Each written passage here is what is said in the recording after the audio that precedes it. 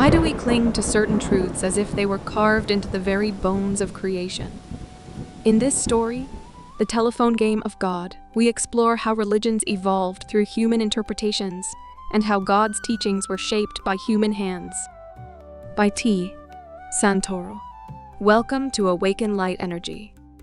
How can anyone claim to own the pathway to the divine when the divine moves freely as the air we breathe?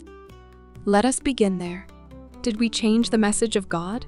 Religion has always stood like a lighthouse on the edge of human history. The light sweeps across generations, calling people toward meaning, comfort, structure, and hope.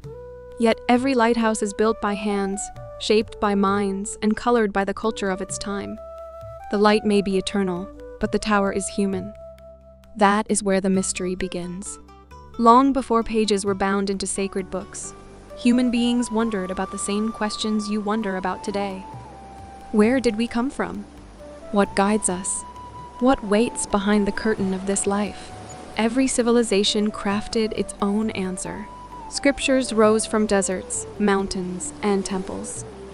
Each tradition spoke as if its voice came straight from the heavens. Yet every voice passed through human breath. Every verse passed through human memory.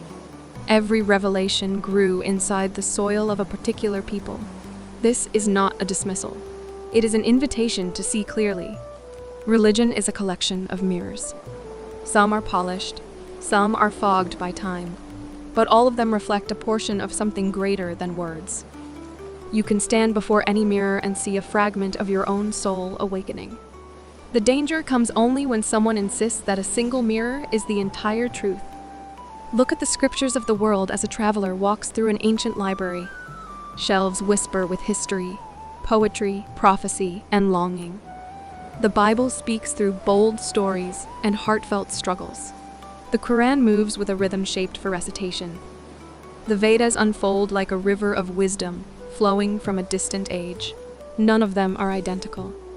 None of them must be. Their value is not in uniformity. Their value is in their shared attempt to reach what lies beyond human speech. The confusion begins when people mistake the lamp for the light. A lamp is shaped by culture, language, and belief. The light is the divine source shining through it. When a community believes their lamp is the only one that holds the light, separation begins. Arguments rise. Identities harden. But if you lift your eyes above the lamps, you see the single radiance they all try to reveal. This is where the spiritual journey becomes personal. Truth does not arrive because a council of elders declared a list of books. Truth rises from within you, the quiet recognition that the universe is not outside you. It is in you as breath, as awareness, as consciousness awakening to itself. Religion points toward this. It gestures toward a soul awakening. It encourages spiritual growth.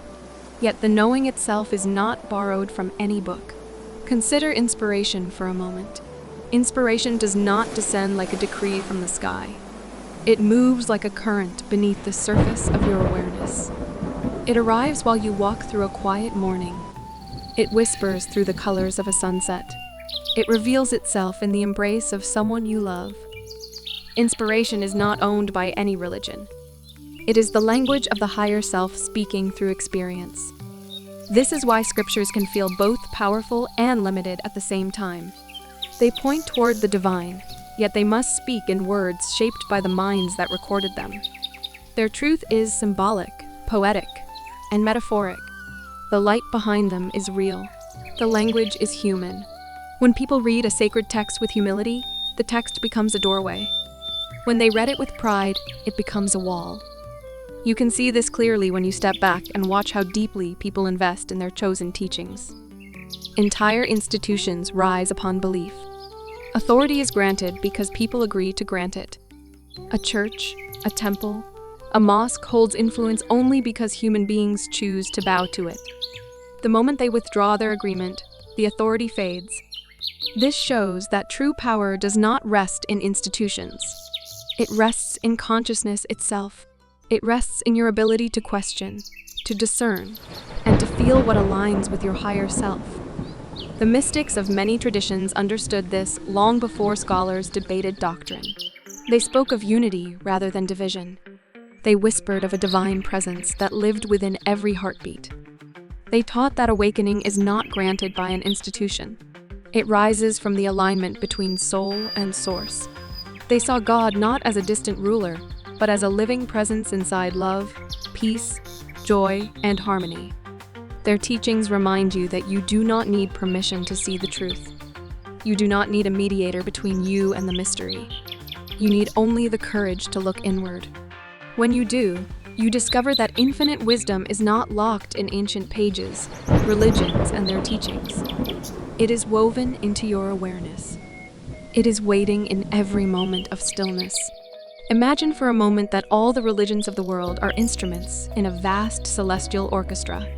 One carries the depth of a drum, another carries the clarity of a violin, another glides like a soft flute. None are wrong. None are complete. Together they create a symphony that reflects the spiritual awakened light energy of humanity.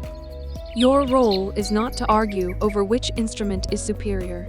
Your role is to listen for the music that resonates with your soul. When you open yourself to this perspective, you step into a wider truth. You begin to recognize that sacred wisdom is not confined to a single tradition.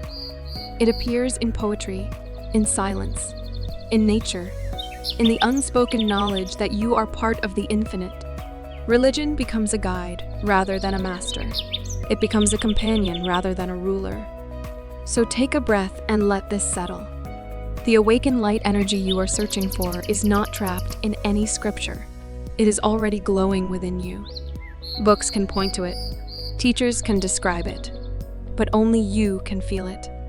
Truth is not a doctrine. Truth is an awakening. It is the moment you realize you are not separate from the universe. You are woven into the very fabric of it.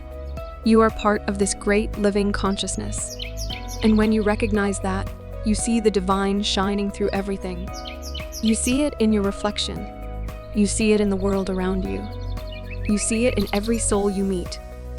This is the light on religion, and it has been waiting inside you all along. Since you are still here, this message has likely resonated with you. Please like this video so others may discover it and grow from it. Thank you. Peace. See you in the stillness. If this story spoke to you, please like the video, subscribe to the channel, and remember to click the bell so you always hear a new story. And if you know someone who could use this message, share it with them. Because sometimes, a simple story is all it takes to spark something real.